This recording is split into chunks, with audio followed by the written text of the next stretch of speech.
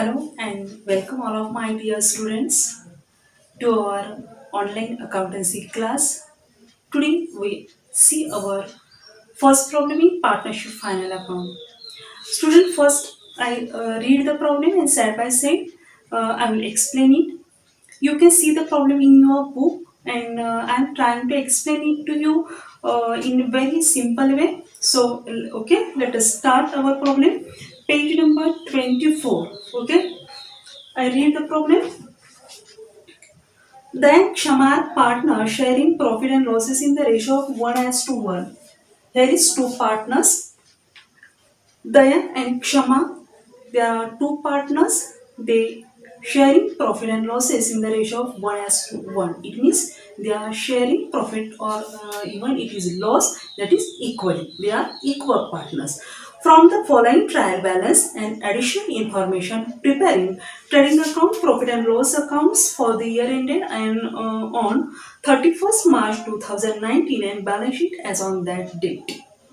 या ठिकाणी दयानी क्षमा दोन पार्टनर्स आहेत, इक्वली डिस्ट्रीब्यूट करणार आहेत, जो की प्रॉफिट किंवा लॉस होणार आहे तो. आणि या ठिकाणी आपल्याला ट्रायल बॅलन्स दिलेला आहे. Trial balance as on 31 March 2019 2019चा ट्रायल बॅलन्स दिलेला आहे. ज्यावेळेस तुम्ही पुस्तक पाहणार आहात तर त्यामध्ये तुम्हाला फक्त 3 अकाउंट्स ओपन केलेले दिसतील, trading account, profit and loss account and balance sheet. But here we open trading account, profit and loss account, partners capital account किंवा पार्टनर्स करंट अकाउंट आणि लास्ट आपण ओपन करतोय बॅलन्स शीट. या ठिकाणी मला एक गोष्ट तुम्हाला फर्स्ट प्रॉब्लेम आहे आपला आणि त्यावेळेस मला नमूद करावीशी वाटते की ज्यावेळेस तुम्हाला trial balance, there are two methods. Our last lecture we explain that there are two methods of capital account. That is first is a capital fixed capital method and second part is a fluctuating capital method. In fixed capital method जर तुम्हाला प्रॉब्लेम्समध्ये trial balance तुम्हाला दिलेला आहे आणि या trial बॅलन्समध्ये जर तुम्हाला करंट अकाउंटचा बॅलन्स दिलेला असेल, मी काय सांगते तुम्हाला, ज्यावेळेस तुम्हाला ट्रायल बॅलन्समध्ये करंट अकाउंटचा बॅलन्स दिलेला असेल त्यावेळेस तुमचं कॅपिटल बदलणार नाहीये.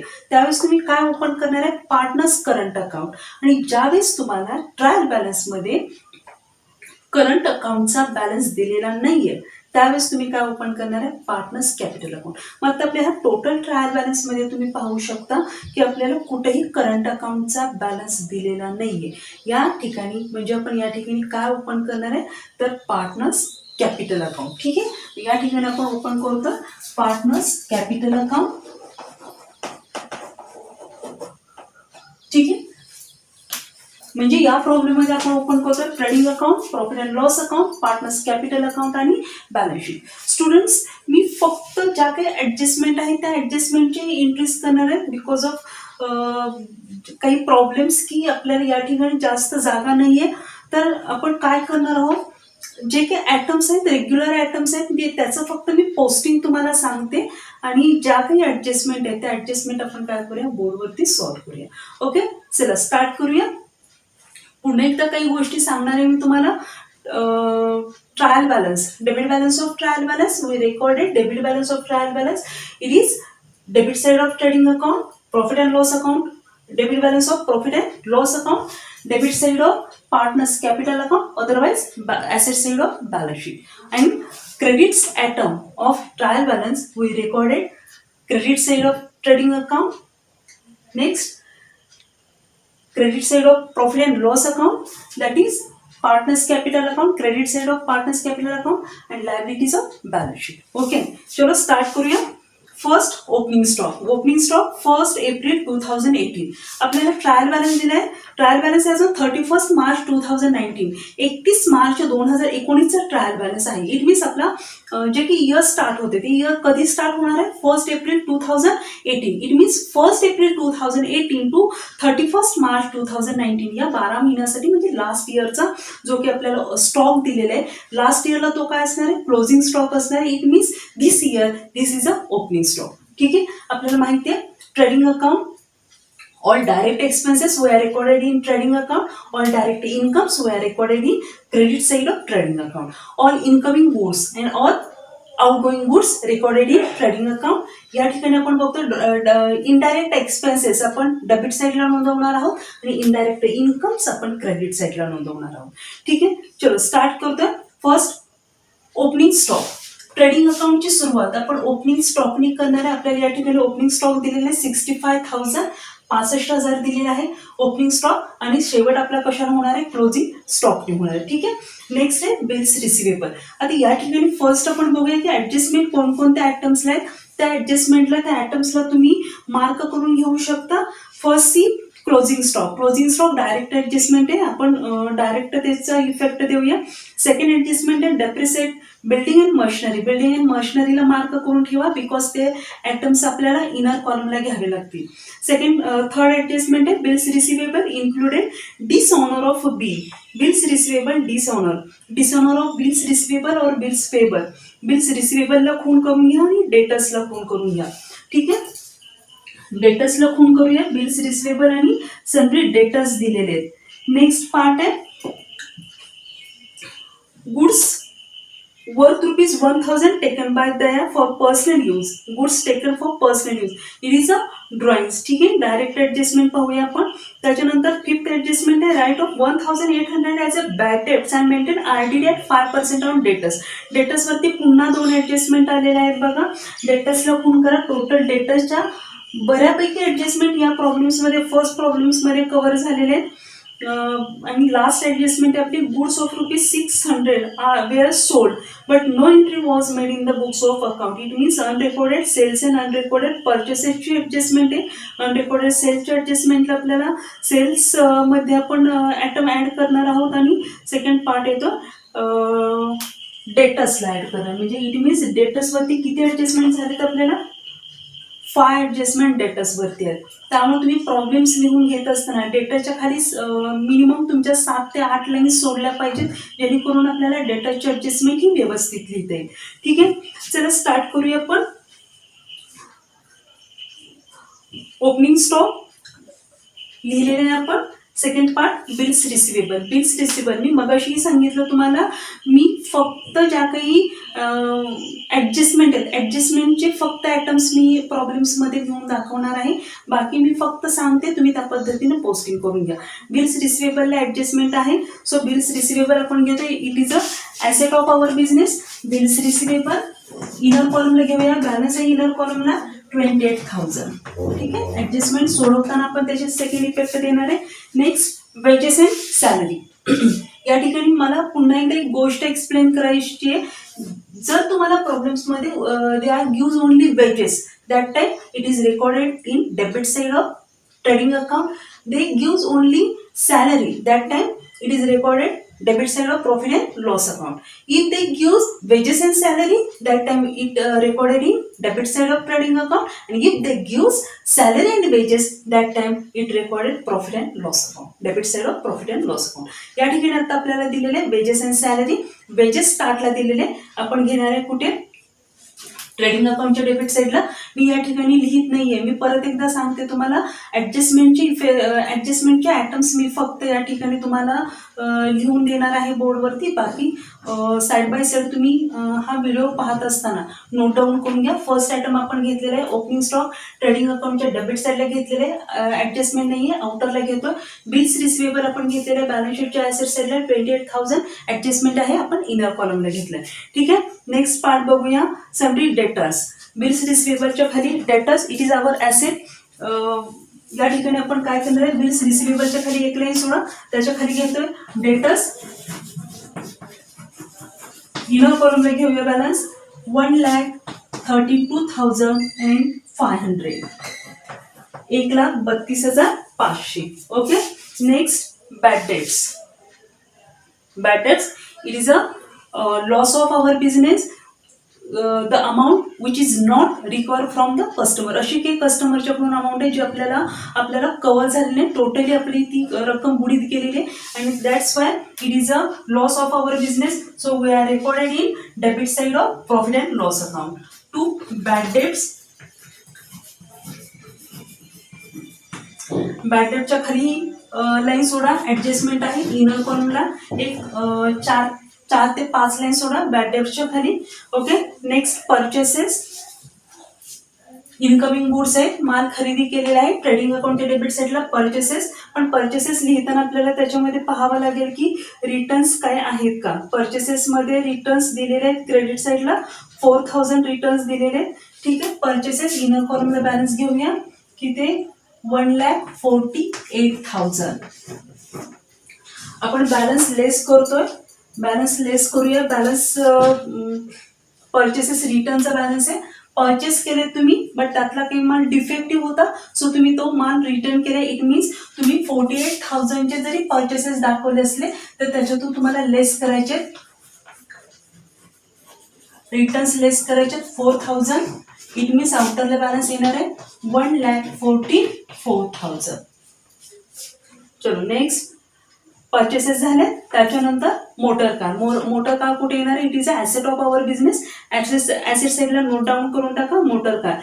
मोटर कार लिहित असताना तुम्हाला काय सांगितलं, डेटाच्या खाली काय करणार आहात तुम्ही, एक 6 ते 7 लाईन सोडा, जेणेकरून आपल्याला डेटर्सवरती 5 ऍडजस्टमेंट कव्हर करायचे. सो त्याच्या खाली एक 5 ते 6 लाईन सोडा आणि त्याच्यानंतर घेता तुम्ही त्याच्या खाली मोटर कार. आउटरचा बॅलन्स येतो, त्याच्यावरती ऍडजस्टमेंट दिलेली नाहीये. नेक्स्ट पार्ट आहे मशिनरी. मशिनरीवरती ऍडजस्टमेंट आहे. मशिनरी वरती डेप्रिसिएशन सांगितलेलं आहे. इनर कॉलमला घेतोय मशिनरी. मशिनरी इनर कॉलमला जाते 1,14,800. 1,14,800 इनर कॉलमला घेतो. डेप्रिसिएशन आपल्याला त्याच्यावरती द्यायचंय. Next audit fees. Audit fees indirect expenses आहे. प्रॉफिट अँड लॉस अकाउंटच्या डेबिट साईडला आपण घेणार आहोत. बॅड डेटच्या खाली लाईन सोडा, त्याच्या खाली नोट डाऊन करून घ्या ऑडिट फीज. डायरेक्ट आउटरच्या कॉलमला बॅलन्स दिलेला आहे आपल्याला 1,200. 1,200. ओके. नेक्स्ट सी आपल्याला दिलेले आहेत सेल्स रिटर्न. ठीक आहे. सेल्स रिटर्न्स आपल्याला सेल्समधून लेस करायचे आहेत. सेल्सचा बॅलन्स आहे बघा, ट्रायल बॅलन्सच्या क्रेडिट साईडला बॅलन्स दिसतोय सेल्सचा 2,85,500. लिहून घेऊया बाय सेल्स. इनर कॉलमला जातोय बॅलन्स. सेल्सचा बॅलन्स दिलेला आहे 2,85,500. 2,85,500. त्याच्यातून रिटर्न्स काय करूया, लेस करूया. माल विकलेला होता आपण 2,85,500 रुपयाचा, बट ज्या पद्धतीनं आपण परचेस केलेला माल डिफेक्टिव्ह असेल तर आपण रिटर्न पाठवतो. त्याच पद्धतीने आपण जो माल सेल केलाय त्याच्यामध्येही जरी काही प्रॉब्लेम असेल तर तो माल आपल्याला रिटर्न येऊ शकतो. आणि त्यामुळे आपण 2,85,500 रुपयाचा माल सेल केलाय, पण रिटर्न्स आपल्याला मिळालेले आहेत 2,000 रुपयाचा माल रिटर्न आलाय.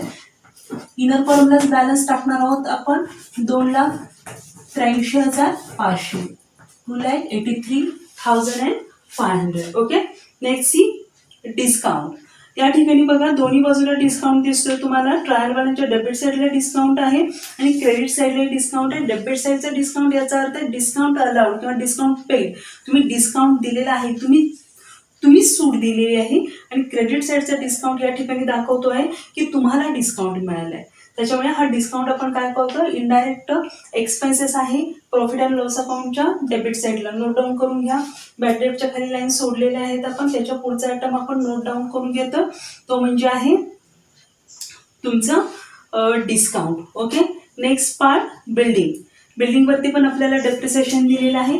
मशिनरीचे building is a asset of our business. मशिनरीच्या खाली एक लाईन सोडताय, त्याच्या खाली घेतोय आपण बिल्डिंग.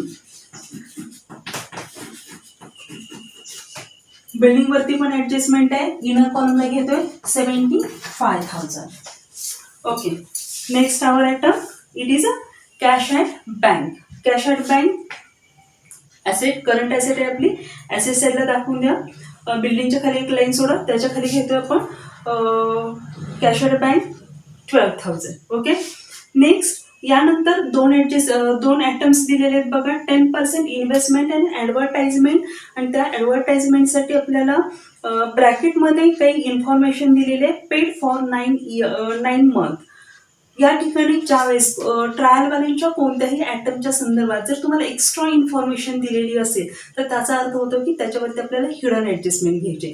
या ठिकाणी इन्व्हेस्टमेंटला पण खून मार्क करून घ्या. ज्या पद्धतीने मग आपण डेप्रिसिएशन, बिल्डिंग मशिनरी किंवा तुमचा बॅड डेट, सन्ड्री डेटर्सला मार्क केलेलं त्याच पद्धतीने इन्व्हेस्टमेंटला पण मार्क करा आणि ॲडव्हर्टाइजमेंटला सुद्धा मार्क करा, कारण की दोन्हीवरती पण आपल्याला काय करायचे, हिडन ॲडजस्टमेंट द्यायचे. ठीक आहे. Investment it is asset of our business. बिल्डिंगच्या खाली एक लाईन सोडूया, त्याच्या खाली घेतो आपण investment.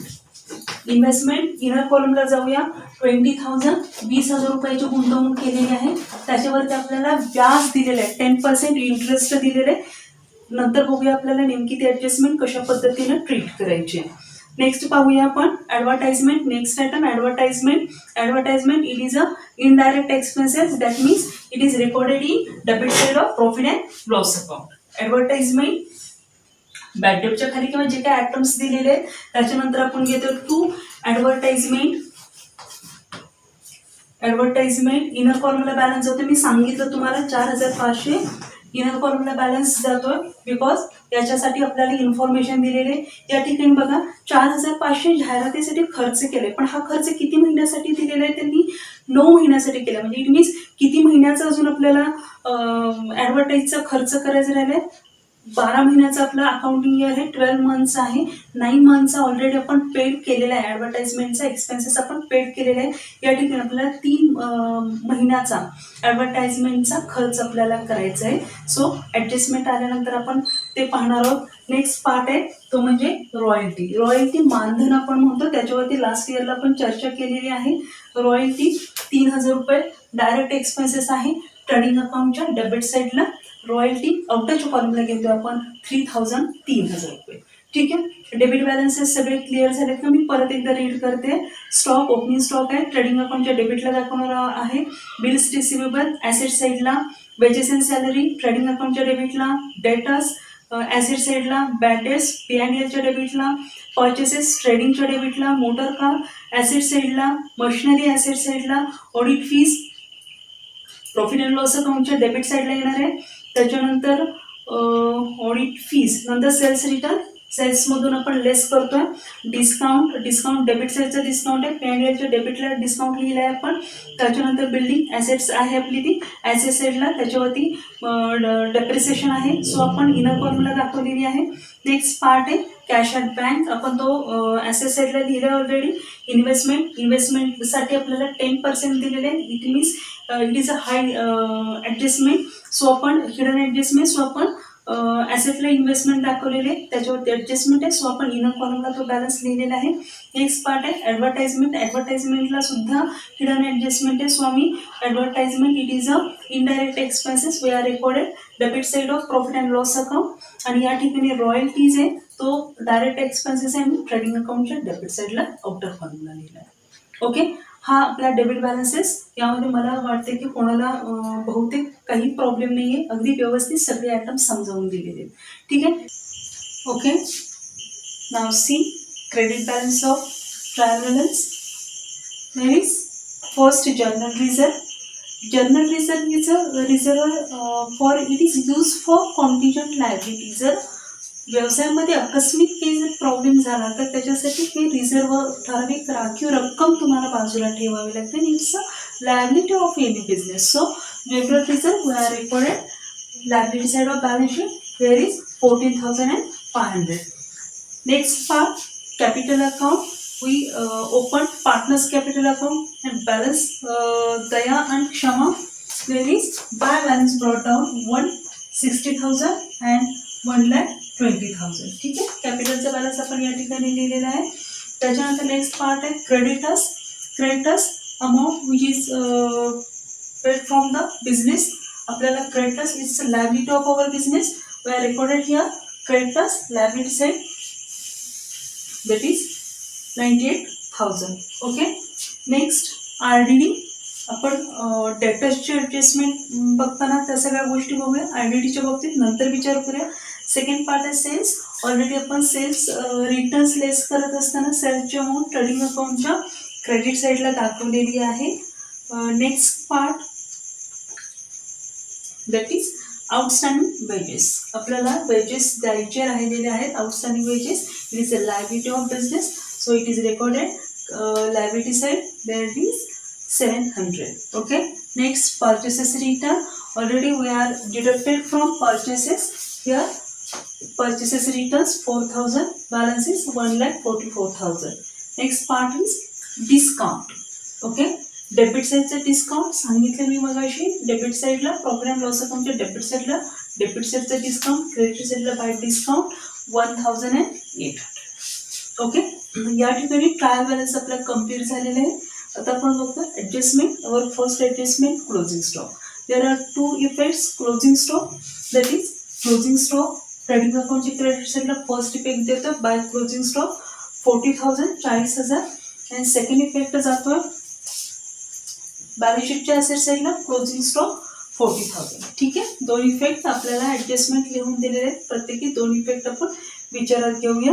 Second adjustment, depreciate building and machinery at the rate of 5% and 3% respectively.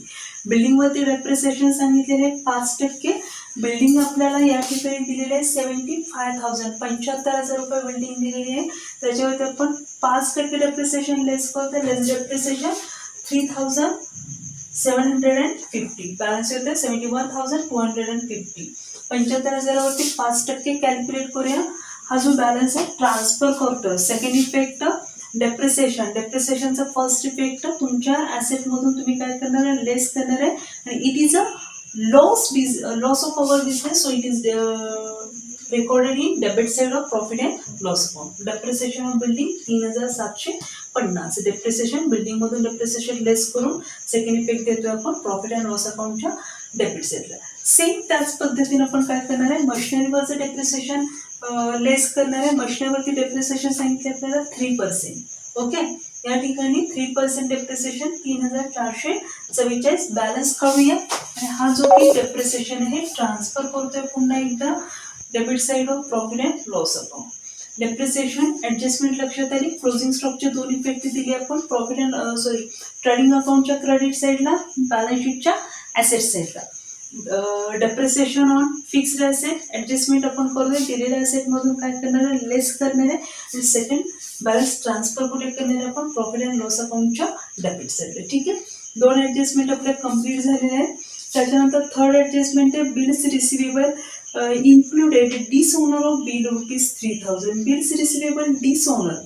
Dishonor means when acceptor not make payment on a due date. ज्यावेळेस acceptor on due date ला payment देत नाही त्यावेळेस आपण काय होतं, बिलाचे पैसे नाकारले गेले किंवा मिळाले नाही आहेत. मग जर बिलाचे पैसे मिळालेले नसतील तर आपण जे काही ॲसेट साईडला लिहिलेले आहेत किती लिहिलेले आहेत 28,000. ठीक आहे, तर त्याच्यामधून आपण काय करणार आहे, डिसऑनर नाकारले गेलेले बिल जे आहे त्याचे पैसे लेस करूया. 3,000 आउटरला बॅलन्स येतं 25,000. पण हे जे काही पैसे नाकारले गेलेले आहेत हे जे काही पैसे पण ते येणार आहेत, ते बॅड डेट्स नाही आहेत. त्याच्यामुळे आपला डेटरचा बॅलन्स काय होणार आहे, वाढणार आहे. तेवढ्याने 3,000 रुपये 1,35,500 इन अकाउंटला बॅलन्स होतो. बिल्स रिसिवेबल डिसऑनर आणि बिल्स पेएबल डिसऑनर या ठिकाणी लक्षात घ्यायचे. Bills receivable dishonour bills receivable मधून लेस करणार आहे आणि सेकंड इफेक्ट तुमचा काय जाणार आहे, डेटर्समध्ये तो तुमचा बॅलन्स काय होतो, ॲड होतोय. सेम त्या पद्धतीने जर बिल्स पेएबल डिसऑनर असेल तर बिल्स पेएबल मधून तुम्ही काय करणार आहे, लेस करणार आहे आणि क्रेडिटर्समध्ये बॅलन्स काय होतं, ॲड करतोय. खूप छोट्या छोट्या नंतर आपण ह्या सगळ्यावरती इम्पॉर्टंट नोट्स तयार करणार आहोत. त्यावेळेस आपण नेमके कशा पद्धतीने ॲडजस्टमेंट लक्षात ठेवायचे ह्या बघणार आहोत. पण या ठिकाणी बिल्स रिसिवेबल नाकारले गेलेले 3,000 रुपये तर त्या ठिकाणी ते आपल्याला येणार नाही. सो इथून बॅलन्स आपण लेस केले आणि डेटर्स म्हणून ते पैसे बुडाले नाही, ते पैसे फ्युचरमध्ये तुम्हाला भेटणार आहे. त्यामुळे तेवढ्याने डेटर्स तुमचे काय होणार आहेत, ॲड होणार. आता या ठिकाणी बघा या बिल्स रिसिवेबल मधून लेस केलेले आहेत, डेटर्समध्ये ॲड केलेले आहेत. त्याच्यामुळे 100% आपल्याला या ठिकाणी डेबिट क्रेडिट इफेक्ट मिळालेला आहे. Okay, next our adjustment goods worth ₹1,000 taken by Daya for personal use was not entered in the books of account. दयाने स्वतःच्या पर्सनल यूजसाठी 1,000 रुपीजचा गुड्स काय केलेले आहे, यूज केलेला आहे आणि it is not recorded in the books of account. अकाउंटच्या पुस्तकामध्ये त्याची नोंद झालेली नाही आहे. आणि आपल्याला या ठिकाणी काय करायचं, त्याचे दोन इफेक्ट द्यायचे.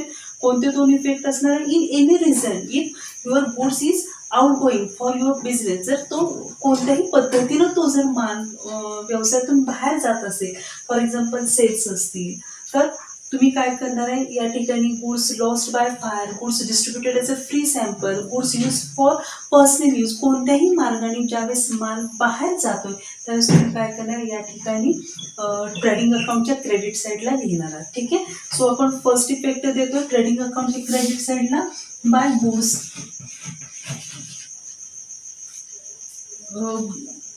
used for personal use, total किती रुपयाचा माल आहे, 1000 रुपीजचा माल.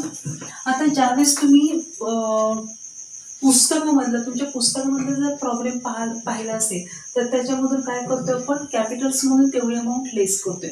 या ठिकाणी लक्षात घ्या, ज्यावेळेस तुम्ही करंट अकाउंटचा बॅलन्स म्हणजे ज्यावेळेस तुम्ही फिक्स्ड कॅपिटल मेथडनुसार प्रॉब्लेम सोडवणार आहात त्यावेळेस तुम्हाला पार्टनर्स कॅपिटल अकाउंट किंवा पार्टनर्स करंट अकाउंट याच्यामध्ये कन्फ्युजन व्हायला नको म्हणून पहिल्या प्रॉब्लेम पासून आपण separate partners capital account open करतोय. सो जेवढे सगळे काय आयटम्स कॅपिटलमध्ये ऍड केलेले ते कुठे जाणार आहेत, क्रेडिट साईडला जाणार आहेत तुमच्या माहितीसाठी, आणि जेवढे काही लेस केलेले आयटम्स आहेत ते कुठे जाणार आहेत, क्रेडिट साईडला जाणार आहेत, डेबिट साईडला जाणार आहेत. ओके. सो या ठिकाणी काय झालेलं आहे, तर गुड्स दयाने स्वतःच्या वैयक्तिक वापरासाठी 1000 रुपयाचा माल यूज केलेला आहे. It is a drawing of business, to drawings फक्त दयाच्या कॉलम्समध्ये किती येणार आहे, 1000. क्षमाच्या कॉलममध्ये आपण काय करतोय, डॅश करतोय. ओके. दोन इफेक्ट लक्षात आले, goods distributed as a free sample किंवा इन अदर रिझन जर माल बाहेर जात असेल तर तो आपण फर्स्ट इफेक्ट देतो ट्रेडिंग अकाउंटच्या क्रेडिट साईडला, by goods distributed used for the personal use ₹1000, आणि it is a drawing because goods or cash withdraw for personal use जर असेल तर आपण त्याला ड्रॉइंग म्हणून ट्रीट करतो. पार्टनर्स कॅपिटल अकाउंटच्या डेबिट साईडला आपण सेकंड इफेक्ट दिलेले टू ड्रॉइंग ₹1000 द्यायचे. Okay. our next adjustment is write off 1800 bad debts. Bad डेट्सचे ॲडजस्टमेंट बघायच्या अगोदर आपण लास्ट ॲडजस्टमेंट एकदा कव्हर करून टाकूया. Goods of ₹600 were sold but no entry was made in the books of account. 6000 रुपीजचा माल काय केलेला आहे, विकलेला आहे, but it is not recorded in the books of account. अकाउंटच्या पुस्तकामध्ये त्याची नोंद झालेली नाही. It means unrecorded purchases and unrecorded sales. मग अशी आपण बघितलं बिल्स रिसिवेबल डिसऑनर आणि बिल्स पेबल डिसऑनर. खूप महत्त्वाचे ॲडजस्टमेंट आहे. तुम्ही एक ॲडजस्टमेंट लक्षात ठेवली तर ऑटोमॅटिक त्याच्याशी रिलेटेड दुसरे ॲडजस्टमेंट तुमच्या लक्षात राहायला पाहिजे. मगाशी मी सांगितले बिल्स रिसिवेबल डिसऑनर असेल तर लेस करणार आहे, डेटर्समध्ये ॲड करणार आहे. सेम वाईस वर्सा बिल्स पेबलमधून काय करणार आहे, डिसऑनर लेस करणार आहे आणि क्रेडिटर्समध्ये काय करणार आहे, ॲड करणार आहे. सेम त्या पद्धतीने अनरेकॉर्डेड परचेसेस आणि अनरेकॉर्डेड सेल्स हे तुम्ही लक्षात ठेवा. अनरेकॉर्डेड सेल्स आता काय झालेलं आहे की 6000 रुपयाचा माल विकला आहे पण तो तुम्ही अकाउंट बुकमध्ये काय केलेलं आहे त्याची नोंद केलेली नाहीये. मग अकाउंट बुकमध्ये जर त्याची नोंद केली नसेल तर तुम्हाला काय करावं लागणार आहे, ही नोंद करावी लागणार आहे. आता बघा या ठिकाणी तुमचं दिसतोय की टोटल सेल्स होते 2,85,500 रुपयाचे. त्याच्यामधून तुम्ही विकलेला माल रिटर्न्स आलाय 2000 रुपयाचा. म्हणजे ऍक्च्युअली तुम्ही किती रुपयाचा माल विकलेला आहे, 2,83,500 रुपयाचा माल विकलेला आहे. पण आता आपल्याला या ठिकाणी सांगितलेलं आहे की ऑलरेडी तुम्ही 6000 रुपयाचा माल काय केलेला आहे, विकलेला आहे, but it is not recorded in the books of account. पण अकाउंटच्या पुस्तकामध्ये त्याची नोंद केलेली नाहीये. तर तुम्हाला काय करावं लागेल, त्याची नोंद करावी लागेल. ही नोंद आपण काय करणार आहे, या ठिकाणी करणार आहोत ॲट अनरेकॉर्डेड सेल्स.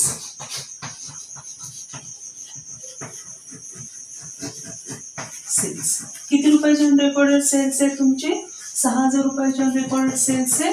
सो आउटरला बॅलन्स यायला पाहिजे तुमचा 2,89,500, 2,89,500. ठीक आहे. जर विकलेल्या मालाची नोंद झालेली नाही म्हणजे माल विकलाय बरोबर आहे, पण ते पैसे तुम्हाला येणार म्हणजे 100% तुमचे काय वाढायला पाहिजे, त्या ठिकाणी डेटर्स वाढायला पाहिजेत. Amount received from the others या ठिकाणी डेटर्स तेवढे तुमचे 6000 रुपयानं वाढतात. त्यामुळे आपण काय करतो, तो बॅलन्स या ठिकाणी ऍड करतो. Add unrecorded sales 6000 rupees. या ठिकाणी डेटर्सचा तुमचा बॅलन्स येतोय, एक करून टाका, डेटर्सचा बॅलन्स येतोय 1,41,500.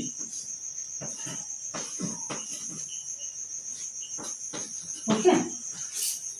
लक्षात आलं. अनरेकॉर्डेड सेल्सची ऍडजस्टमेंट आपण या पद्धतीने केली. अनरेकॉर्डेड सेल्स माल विकलाय बट त्याची नोंद झालेली नाहीये, तर सेल्समध्ये काय करा, तेवढी रक्कम ऍड करा. अनरेकॉर्डेड सेल्स ऍड करतो आणि तेवढ्याने तुमचे डेटर्स काय होणार आहेत, वाढणार आहेत आणि त्यामुळे तुम्ही डेटर्स काय करताय, एक्सेस करतात, त्याच्यामध्ये अनरेकॉर्डेड सेल्स ऍड करतो. ओके, तर आपण लास्ट ऍडजस्टमेंट बघतोय. राईट ऑफ ₹1000 बॅड डेट्स आणि आरडीडीची ऍडजस्टमेंट बघतो. या ठिकाणी एक गोष्ट मला अतिशय महत्त्वाची नोट आहे, नोट डाऊन करून घ्या. ज्यावेळेस आपल्याला बॅड डेट्स आणि आरडीडीची ऍडजस्टमेंट करायची असते डेटर्सवरती, तर त्याच्या अगोदर तुम्हाला डिस्काउंट ऑन बिल्स रिसिवेबल असतील, डिस्काउंट ऑन डेटर्स असेल, अनरेकॉर्डेड सेल्स असतील, डेटर्सची रिलेटेड ज्या काही ॲडजस्टमेंट आहेत तर त्या सगळ्या adjustment firstly you are treated at and next you treated bad debts of RDD. Okay, त्याच्यानंतर आणखी एक गोष्ट महत्त्वाची आहे की ट्रायल बॅलन्स दिसतोय बघा. ट्रायल बॅलन्स बघा एकदा. त्याच्या डेबिट साईडला बॅड डेट्सचा बॅलन्स दिसतोय आपल्याला ₹1000 आणि आरडीडी क्रेडिट साईडला दिसत आहेत 1800. तुम्हाला ट्रायल बॅलन्समध्ये जे काही बॅड डेट्स दिलेले असतात किंवा आरडीडी दिलेले असतात हे लास्ट इयरचे असतात. It means it is a old bad debts or old RDD. But तुम्हाला ॲडजस्टमेंटमध्ये जे काही बॅड डेट्स किंवा आरडीडी सांगितलेली आहे ती काय असणार आहे, न्यू आरडीडी असणार. ट्रायल बॅलन्समध्ये दिलेले आरडीडी और बॅड डेट्स तुम्ही काय ट्रीट करणार आहे, ओल्ड बॅड डेट्स और old RDD.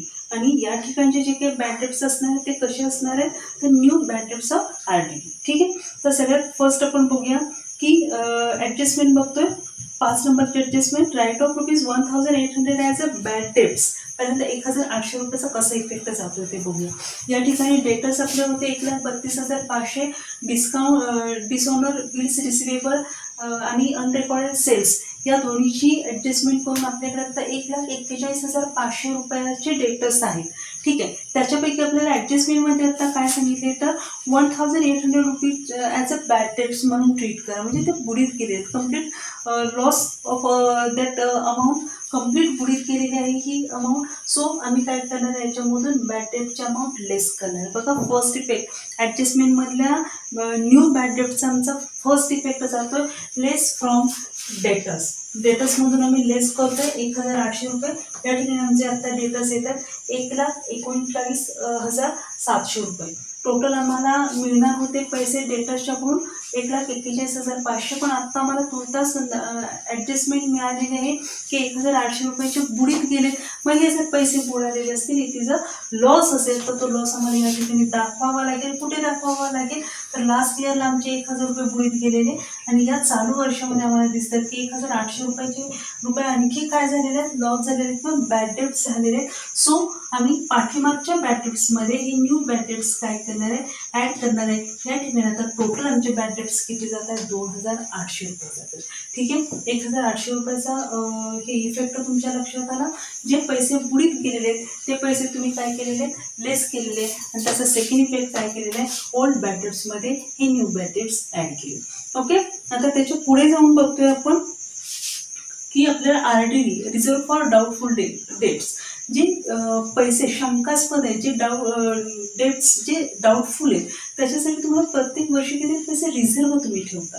It's your actually खूप महत्त्वाची गोष्ट आहे की तुम्हाला ते पैसे रिझर्व ठेवले जातात आणि ती तरतूद या प्रॉब्लेममध्ये किती सांगितलं की 5% आरडीडी तुम्हाला काय करायचं, रिझर्व ठेवायचं. ठीक आहे, या ठिकाणी आता न्यू बॅड डेट्स लेस करून आता आमचे बॅलन्स किती राहिलेले आहे, 1,39,700. पण याच्यापैकी 5% अमाऊंट आम्हाला काय करायचे, रिझर्व ठेवायचे. 5% कॅल्क्युलेट करा, ₹6,985 आपल्याला काय करायचे ते रिझर्व म्हणून बाजूला ठेवायचे. या ठिकाणी बॅलन्स आपला येतो 1,32,750. ओके, एवढे आपले काय झाले डेटर्स राहिलेले आहे. आणि ही जी काही आरडीडीची अमाऊंट आहे ही सुद्धा आपण तुमच्या व्यवसायामध्ये नाही वापरू शकत आहे. आणि या ठिकाणी आपण काय करतोय, ही अमाऊंट ॲड करतोय 6,985. ओके, या ठिकाणी आता तुमची पोझिशन काय दिसते, बॅड डेट्स तुमचे ओल्ड बॅड डेट्स आहेत 1,000, न्यू बॅड डेट्स 1,800 आहे. त्याच्यानंतर न्यू आरडीडी 6,985. टोटल तुमची कॉस्ट लॉस तुमचा कितीचा झालेला आहे, 9,785. But last year we reserve amount that is old RDD 1800.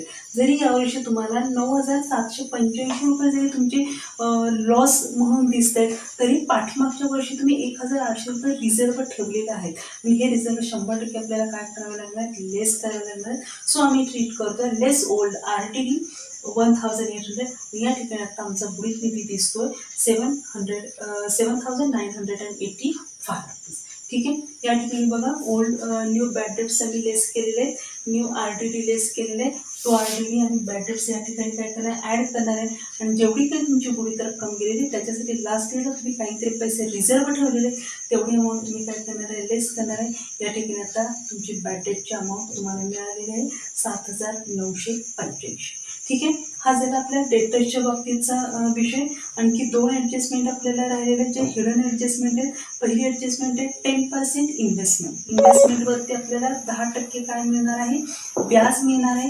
आणि जर आम्हाला इन्व्हेस्टमेंटवरती व्याज मिळत असेल तर 100% आम्हाला इन्व्हेस्टमेंट काय होणार आहे, इन्क्रीज होणार आहे, वाढणार आहे. आणि त्याच्यामुळे इंटरेस्टची अमाऊंट त्याच्यामध्ये आम्ही काय करणार आहे, ॲड करणार आहे. सो ट्रीटमेंट आम्ही अशा पद्धतीने केलेले. इन्व्हेस्टमेंट ॲसेट साईडला आमचे दिसते 20,000 रुपीज.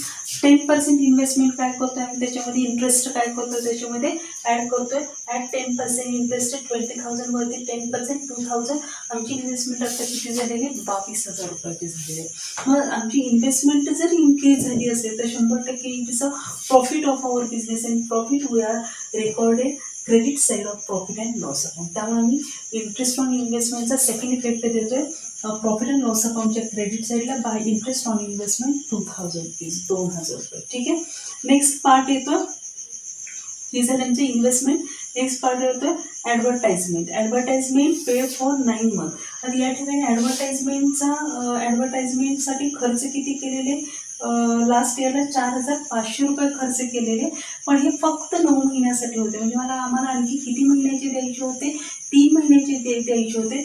आम्ही कॅल्क्युलेशन करायचे आपल्याला या ठिकाणी 9 महिन्यासाठी जर आपण 4,500 रुपये ॲडव्हर्टाईजसाठी पेड करत असू तर 3 महिन्यासाठी आपल्याला आउटस्टँडिंग किती राहिलेलं असणार आहे, 1,500 रुपये आपल्याला आउटस्टँडिंग, म्हणजे तेवढे पैसे आपल्याला द्यायचे.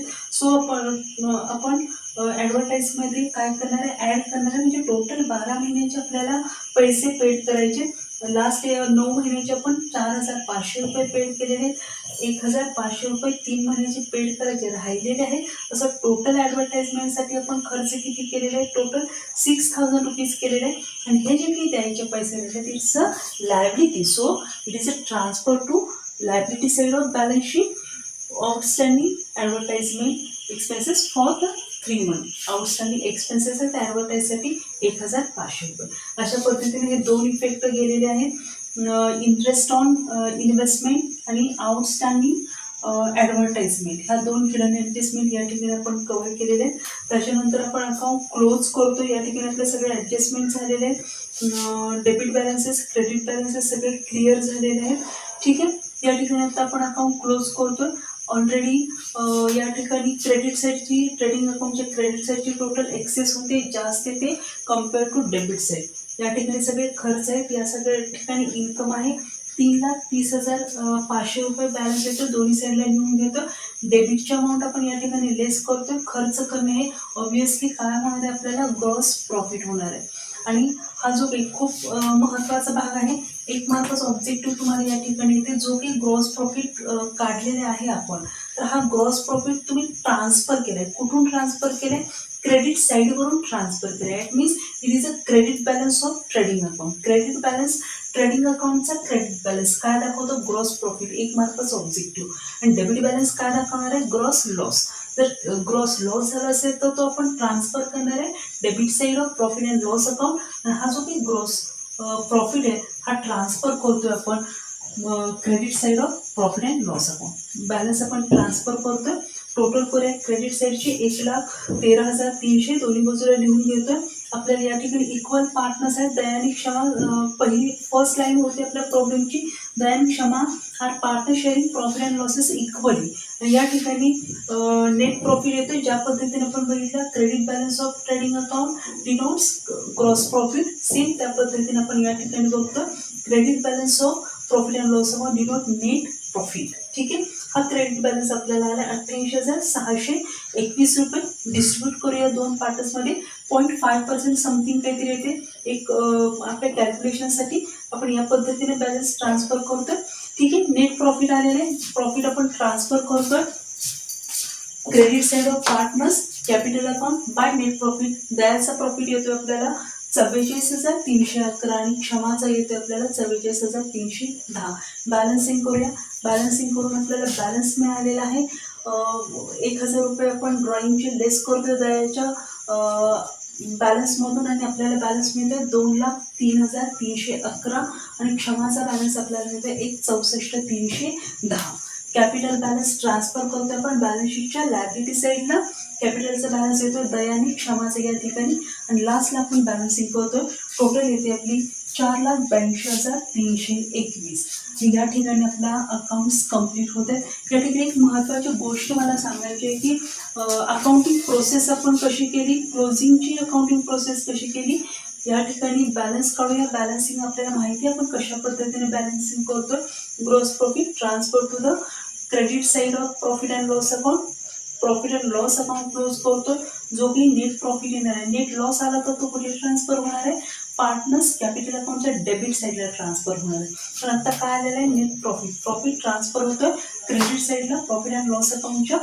पार्टनर्स कॅपिटल अकाउंट आपण क्लोज करतोय. जो काही बॅलन्स येणार आहे, कॅरी फॉरवर्ड होणार आहे, तो बॅलन्स आपण ट्रान्सफर करतोय लायबिलिटी साईडला आणि या ठिकाणी बॅलन्स शीट आपण क्लोज करतो ॲसेट आणि लायबिलिटीज. ठीक आहे, या ठिकाणी ॲडजस्टमेंट आहे त्या ॲडजस्टमेंट तुम्ही लिहून काढा. त्या पद्धतीने त्या ॲडजस्टमेंटचा विषय क्लिअर करून घ्या आणि या ठिकाणी आपला फर्स्ट प्रॉब्लेम कम्प्लीट होतं. ठीक आहे, ओके, थँक्यू.